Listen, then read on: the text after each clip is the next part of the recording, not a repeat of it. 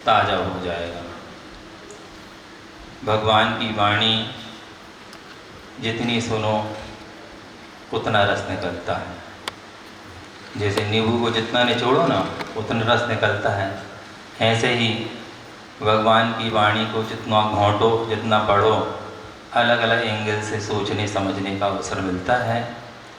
प्रसंग आप सभी के बीच में रख रहा हूँ। मथुरा नगरी का नाम आप सभी ने सुना होगा, सुना है कि नहीं? सुना है। मथुरा नगरी में पहले कभी एक राजा हुए। राजा अर्थ से बहुत संपन्न थे, न्यायवान थे, नीति से संपन्न थे। जनता भी उनकी आज्ञा को सिर माथे रखती थी। जनता प्राणों से भी प्यारा अपने राजा को मानती थी और राजा भी अपनी जनता को प्राणों से ज़्यादा प्यारा समझते थे। राजपाट अपनी गति से अच्छी तरह से चल रहा है। अचानक पाप कर्म का उदय आ गया। किसके जीवन में कब क्या घटित हो जाए कुछ कहा नहीं जा सकता। जैसे रात के बाद दिन होता है और दिन के बाद रात होती है, ऐसे ही ये जीव जब तक संसार में है तब तक उतार चढ़ाव चलते रहते हैं। इसलिए इस सूत्र को हमेशा ध्यान रखना, पुण्य के योग में फूलना नहीं और पाप के योग में कूलना नहीं। यदि दिन व्यतीत हुआ है तो रात भी व्यतीत होगी और रात व्यतीत हुई है तो दिन भी व्यतीत होगा, तय है। संसार का स्वरूप ऐसा ही है, इसको स्वीकार करना पड़ेगा।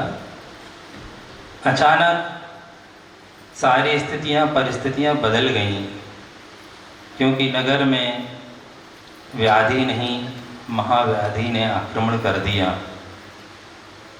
प्रतिदिन लोग मरण को प्राप्त होने लगे। आज इस घर से अर्थी निकल रही, कल उससे, परसों उससे।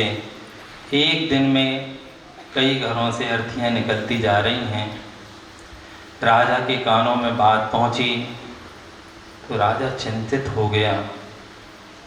लाख उपाय किए लेकिन कोई उपाय लग नहीं रहा। करूं तो क्या करूं? जो मुखिया होता है, राजा होता है, उसको बहुत कुछ सोचना पड़ता है। बड़ा बनना हंसी खेल तो नहीं है। जो बड़े बनते हैं वो ही जानते हैं कि कितना बड़ा दायित्व सिर पे आ जाता है। तो राजा के ऊपर बड़ी जवाबदारी थी।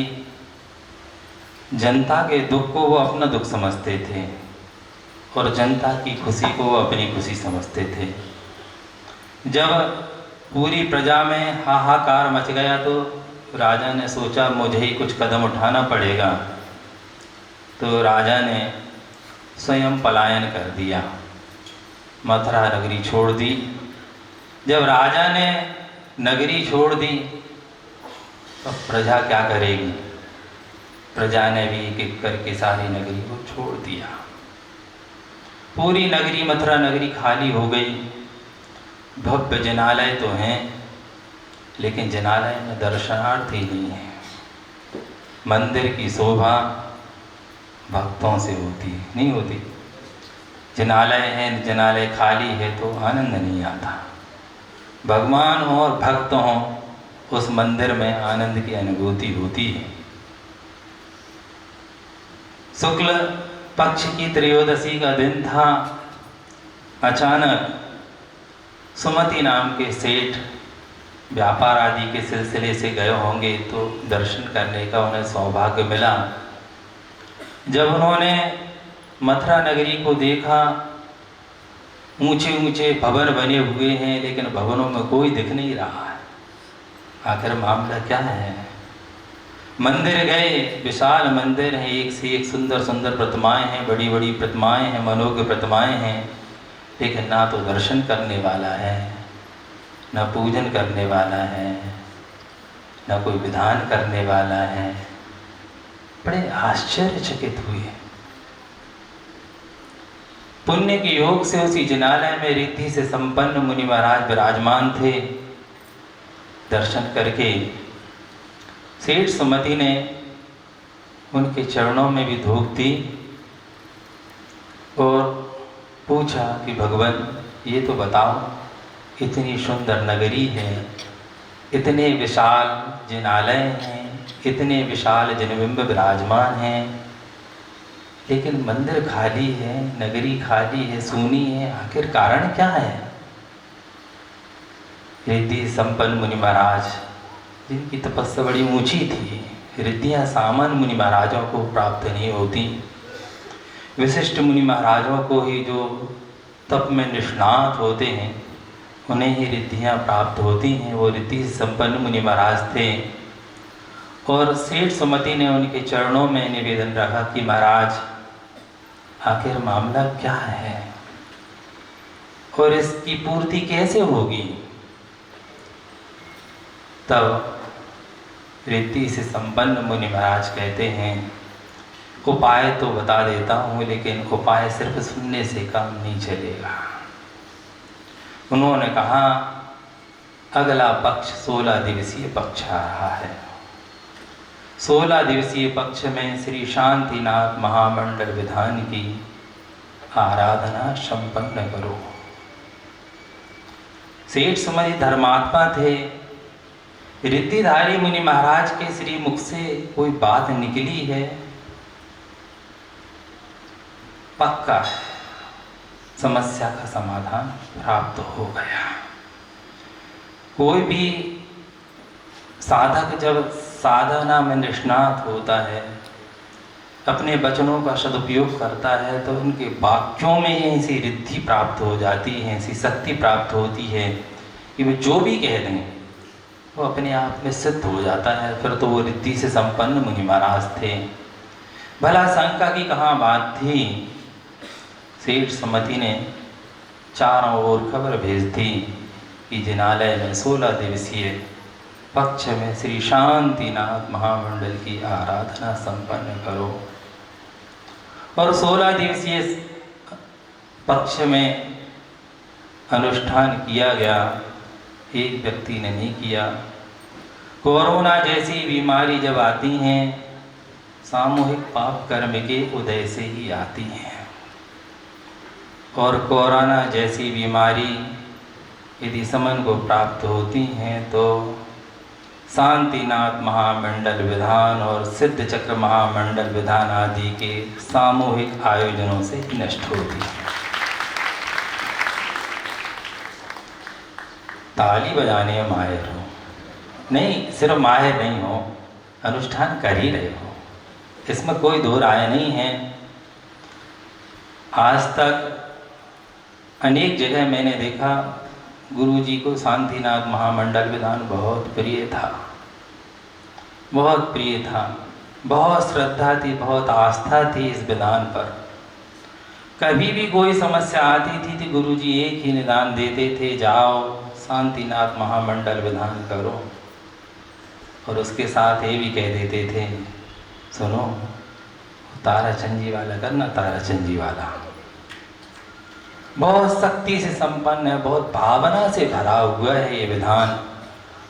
पंडित जी साहब ने गागर में सागर भर दिया इस विधान के अंदर, और सारी समस्याएं गुरुजी कहने से सही हो जाती थी।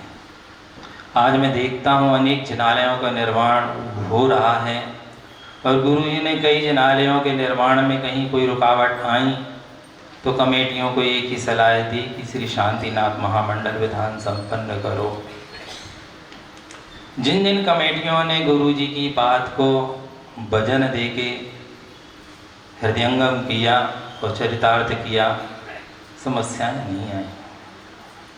यहाँ भी 1 साल से नहीं, लगातार 7 वर्ष से 9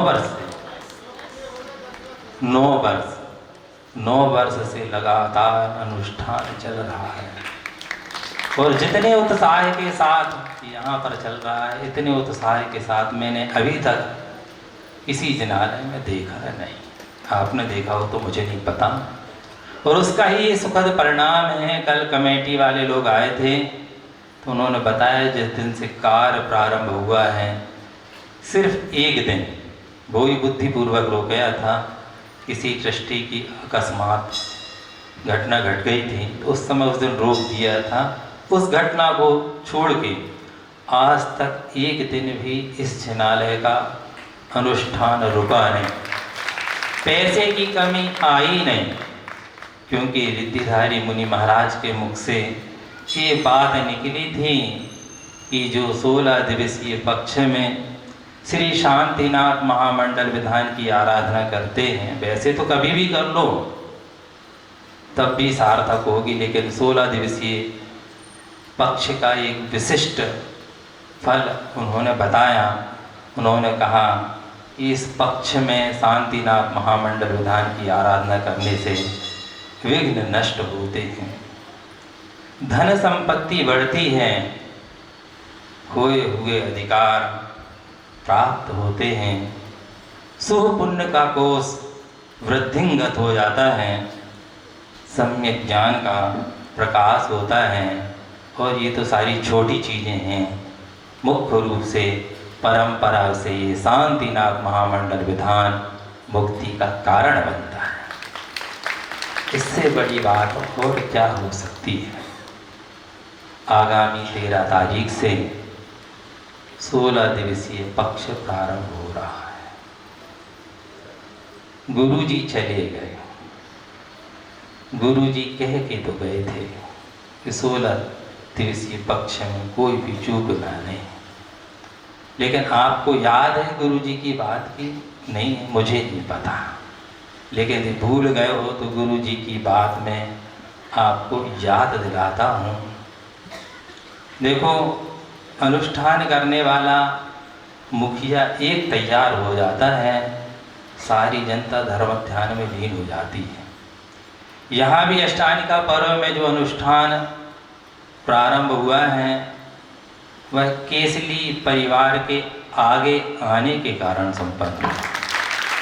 उनने और कुछ पुजारियों ने भाव रखा था कि हम 21-21 हज़ार रुपये द्रव्य के लिए दान देंगे, अच्छी तरह से ताली बजाओ।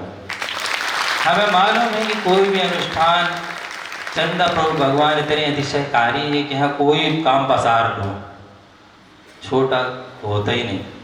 हमने भी नहीं सोचा था, हम तो ये सोच रहे थे कि हमने प्रवचन में प्रेरणा तो दी है कि खाली न जाए, तो हमने तो सोचा था कि कम से कम एक मंडल बिठा के लौंग या बादाम चढ़ा के काम कर लो, लेकिन खाली न जाए।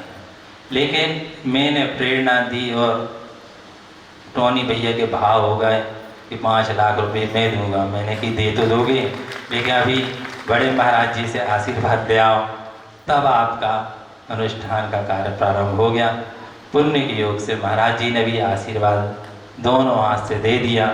कार्यक्रम बहुत अच्छा हो गया, मंगलाचरण बहुत अच्छा हो गया। सागर में उबाल बहुत है, यदि दूध में उफान बहुत हो तो क्या किया जाता है? बोलो ना, तब लोग दक्ष हो आप लोग। दूध में उफान आता है तो क्या करते हो? 2 ही कार्य किए जाते हैं। क्या किए जाते हैं? या तो एक ईंधन देना बंद कर दो, ठीक ना, तो दूध शांत हो सकता है। और दूसरा उपाय क्या है? उसमें एक थोड़ी सी शांति धारा दे दो तो उफान शांत हो सकता है। एक दे दोगे तो भी काम चल जाएगा, और दोनों दे दोगे तो सोने पे सुगंध हो जाएगी। यदि उफान चल रहा है, यदि उफान को रोकना है तो मुझे कुछ नहीं करना, ईंधन नहीं देना बस। और दूसरा, शांतिनाथ महामंडल विधान की शांति धारा देते जाओ। एक दिन नहीं, एक हफ्ते नहीं, 16 दिवसीय नहीं, 365 दिन। गुरु जी की बात मैंने सुनी थी शांतिनाथ महामंडल विधान की, मेरे तो हृदय में फंस गई थी। और जब से सुनी थी कि उनके मुख से उनने कहा कि शांतिनाथ महामंडल विधान करना और ताराचंद जी वाला करना है, मैंने कितने हजार विधान किए मुझे नहीं पता, गिनती नहीं की। पहले तो लक्ष्य बनाया था 1008 करना है, पर लेकिन जब शुरुआत की तो फालतू में गिनना काहे को। जब तक सांसें हैं तब सत श्री शांतिनाथ महामंडल विधान संपन्न करना है। कितने विधान मैंने किए मुझे नहीं पता, लेकिन उसका प्रतिफल मुझे क्या मिला तो मैं आपसे बयां नहीं कर सकता हूँ। बस इतनी सी बात है। और सदैसा आपको यही दे रहा हूँ, गुरु जी कह के गए, छोटे से लेके बड़े तक, बच्चे से लेके बूढ़े तक, गरीब से लेके अमीर तक। 16 दिवसीय पक्ष में तो करना हो तो कर लेना, नहीं करना हो तो नहीं करना। अंदर से तो हो ही रहा है, लेकिन बाहर से भी कर लोगे तो मैं ये दावे से कह सकता हूँ कि 8 दिन का समय तो सबको ही नहीं दे सकता, लेकिन सिर्फ 1 दिन के विधान के लिए यदि आप जोड़ोगे तो सागर की समूची पूरी सकल समाज भी उस अनुष्ठान में आपकी जुड़ सकती है।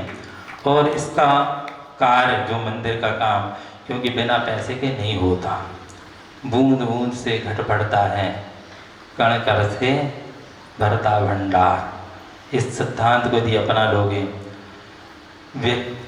शब्द को तोड़ने से अर्थ निकलता है और व्यक्ति को जोड़ने से अर्थ निकलता है। बस व्यक्ति को जोड़ते जाओ। मनुष्य मान कसाय का पुतला है, किसी को भी मान कसाय में धक्का लगता है फिर वो टूट जाता है। यदि व्यक्ति को जोड़ना है, प्रेम से जोड़ लो, वात्सल्य से जोड़ लो, धन भी देगा, तन भी देगा, मन भी देगा, क्या नहीं देगा, और सारे काम आपके सुलभ होते जाएंगे।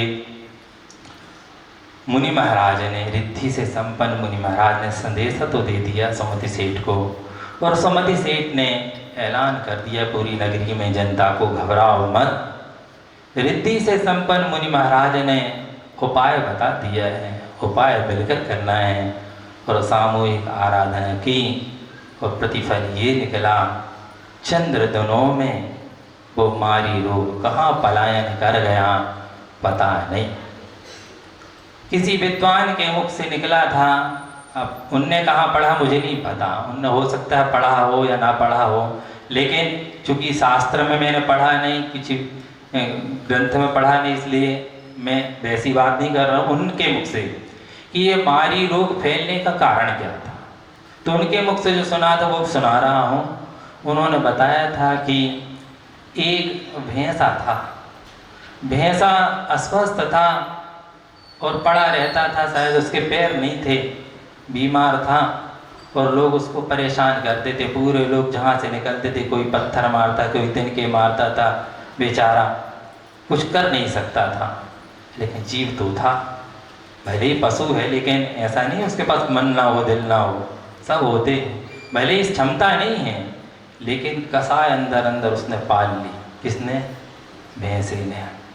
इसका बदला जरूर लूँगा सबल होऊंगा तो। और योग संयोग से जिस समय आयु कर्म का बंध होना होगा, उस समय उसने देव आयु का बंध कर लिया, और देव आयु का बंध करके भैंसा का जीव मरण करके देव हुआ।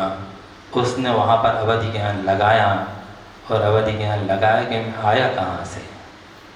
तो उन्होंने जब अवधि ज्ञान लगाया तो जाना कि मैं भैंसा था, और इस गांव के बच्चे बच्चे ने मुझे परेशान किया है। बच्चे बच्चे ने परेशान किया है, तो बच्चे बच्चे से मैं बदला लूँगा।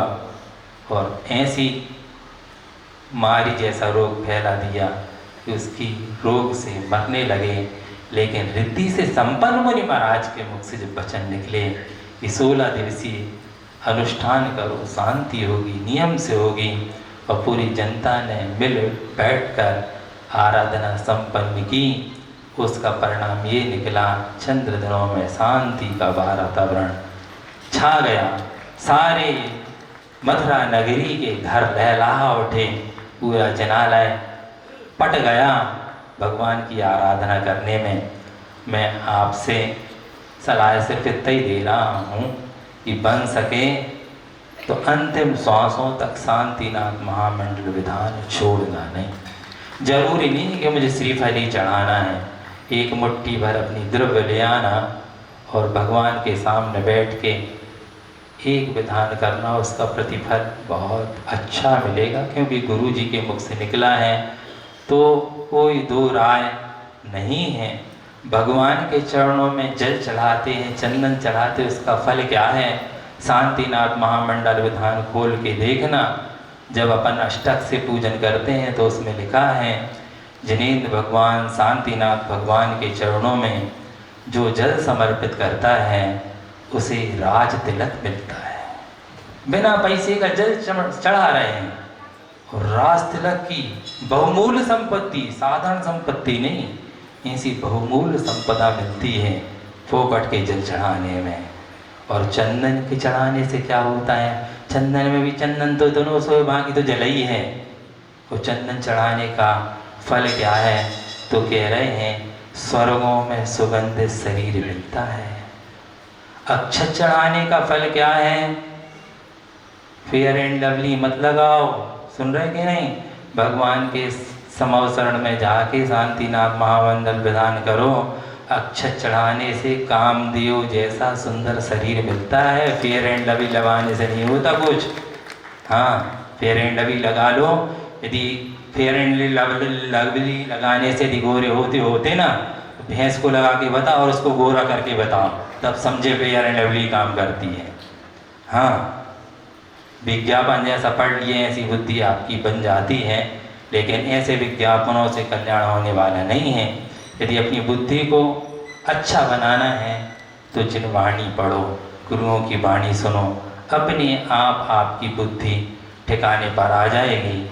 फिर कह रहे हैं भगवान के चरणों में पुष्प समर्पित करने का फल क्या है, तो कह रहे हैं पंडित जी ने भी जो लिखा है मन से नहीं लिखा, विधान भी जितना लिखा है पूर्वाचार्यों की देशना के अनुसार ही शब्दों का संयोजन किया है उन्होंने, मन से कुछ भी नहीं लिखा है। उन्होंने लिखा है जो भगवान के चरणों में पुष्प समर्पित करता है उसे पुष्पोत्तर विमान में जन्म लेने का सौभाग्य मिलता है। पुष्पोत्तर विमान कहाँ पर है भैया, तुम्हारे घर में है, कहाँ पर है, 16वें स्वर्ग के विमान का नाम है पुष्पोत्तर विमान। सुन रहे कि नहीं, पुष्प चढ़ा रहे हैं और 16वें स्वर्ग के स्वामी बन रहे, इसे सरल उपाय और का हो सकता है कि नहीं।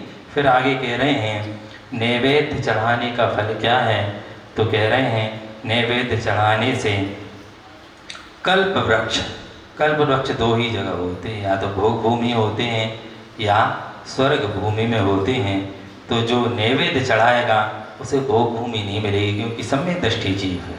मिथ्या दृष्टि जीव होगा और नैवेद्य चढ़ाएगा तो वो तो भोग भूमि जा सकता है, लेकिन यदि सम्यक दृष्टि जीव नैवेद्य चढ़ाएगा तो उसे कहाँ की कल्प वृक्ष मिलेंगे, स्वर्ग के ही कल्प वृक्ष मिलेंगे।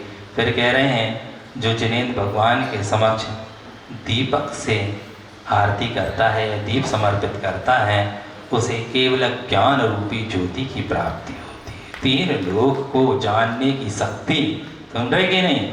और फिर कह रहे हैं धूप चढ़ाने से क्या होता है, गोलियों के पत्ते खत्म हो जाते हैं, निरोगी काया मिलती है। सुन रहे कि नहीं, डॉक्टर के पास चक्कर लगाने बस से निरोगी काया नहीं मिलेगी, डॉक्टर दवा देगा फिर आ जाएगा रोग, लेकिन ऐसा पुण्य अर्जित कर लो कि असाता वेदनी कर्म का समन हो जाए, अपने आप रोग शांत हो जाए। वो कार्य कैसे होगा, भगवान के चरणों में धूप समर्पित करने से। फिर कह रहे हैं फल चढ़ाने का फल क्या है, फल चढ़ाने का फल है मन वांछित वस्तु प्राप्त होती है। उत्कृष्ट फल तो ये है कि मोक्ष फल की प्राप्ति होती है, और जघन्य फल है कि मोक्ष फल की प्राप्ति होती है। इसलिए कभी भी द्रव्य चढ़ाने में कंजूसी नहीं करना, जितने अच्छे से अच्छी द्रव्य चढ़ा सको, जितनी सुंदर से सुंदर द्रव्य चढ़ा सको उतना अच्छा है। डिपॉजिट होता जा रहा है। यदि 1 मुट्ठी आपने जिनेंद्र भगवान के चरणों में समर्पित की है तो इसका प्रतिफल कम से कम इतना तो जरूर होगा कि कम से कम 1 मुट्ठी रत्न रिफंड मिलेंगे, इससे कम नहीं मिलेंगे। यदि 1 बादाम भगवान के चरणों में आपकी श्रद्धा भक्ति से चढ़ी है तो ये समझ लो उतना आपका डायमंड डिपॉजिट हो गया। 1 श्रीफल यदि भगवान के चरणों में श्रद्धा भक्ति के साथ समर्पित हो गया तो कम से कम वो 1 राज्य की प्राप्ति कराएगा, इससे कम नहीं कराएगा। उत्कृष्ट फल तो मोक्ष फल है और जघन्य फल ये है। इसलिए भगवान के चरणों में श्रेष्ठ से श्रेष्ठ द्रव्य चढ़ाना कंजूसी नहीं करना, बनिया बुद्धि नहीं लगाना कि यहाँ चढ़ाते मालिक को चला जाता है, उसका भाग होगा उसे मिलेगा। लेकिन आप 3 लोक के स्वामी के चरणों में समर्पित कर रहे हैं। सामान्य दरबार नहीं है। गरीब से गरीब व्यक्ति हो, परेशान से परेशान व्यक्ति हो, जिसका घर ना हो, व्यापार ना हो, दुकान ना हो, ऐसा व्यक्ति भी यदि जिनेंद्र भगवान के चरणों में एक मुट्ठी चावल लेके आ जाता है, ऐसा व्यक्ति, जिनेंद्र भगवान के चरणों की बात कर रहा हूँ, अन्यत्र कहाँ की बात नहीं कर रहा हूँ, बीतरागी भगवान के चरणों में या निर्गंत गुरुओं के चरणों में एक मुट्ठी चावल समर्पित करता है श्रद्धि भक्ति से, ऐसा व्यक्ति कभी आपको रोड पर भीख मांगते हुए नहीं दिखेगा। यदि दिख जाए तो मेरे पास ले आना। दिख ही नहीं सकता, क्योंकि ये तो टेलर है, टेलर। फिल्म तो आपकी तैयार होगी, तेरे दरबार की है जब तकसीर देखी है, तुझे देते नहीं देखा मगर झोली भरी देखी। जितने लोग चले जाना इस जनालय में, जितने लोग शांति विधान कर रहे हैं 9 वर्ष से, 9 वर्ष पहले का इतिहास देख लेना, मुझे नहीं पता, उनके घर में पूछ लेना जाके। 9 वर्ष पहले जब आपने अनुष्ठान चालू नहीं किया था, उस दिन आपके पास में घर में कितना धन से वैभव था, और आज 9 साल लगभग हो चुके हैं, लगातार आप करते हो, तो उसका प्रतिफल आपको क्या मिला? किसी से भी पूछ लेना, मुझे नहीं पता, मैं किसी से परिचित नहीं हूँ ज़्यादा, 2-4 लोगों से परिचित हूँ, जैसे टोनी भैया, उनसे जाके पूछ लेना, कचौड़ी है वो करता है, उससे पूछ लेना, और 2-4 लोग हैं, नाम भी मुझे याद नहीं रहते, जाके पूछ लेना, प्रतिफल आपको मिल जाएगा। लेकिन आपको ये अपने आप इनके पास जाओगे तो बुद्धि, आपको परेशान होने की आवश्यकता नहीं है। ये दरबार ऐसा है कि दिल से जुड़ के देखो, परेशान होने की आवश्यकता नहीं है। सारी समस्याओं का एक ही समाधान है। यहाँ पर ऐसे ऐसे श्रावक मुझे मिले, बड़ी खुशी हुई। प्रतिदिन शांतिनाथ महामंडल विधान करते हैं, प्रतिदिन सिद्ध चक्र महामंडल विधान करते हैं। एक श्राविका तो ऐसी ही मिल गई, 1 नहीं 2 नहीं 3 विधान प्रतिदिन सिद्ध चक्र महामंडल विधान, उसके साथ प्रतिदिन शांतिनाथ महामंडल विधान, उसके साथ प्रतिदिन भक्तांबर महामंडल विधान। धन्य है। इनका प्रतिफल कब मिलेगा, कैसा मिलेगा? जब मिलेगा तो मिलेगा, समेट नहीं पाएंगे, बस समय हो रहा है। परम पूज्य बड़े महाराज जी के चरणों में आप सभी की ओर से नम्र निवेदन करते हैं कि अंतिम मंगलाचरण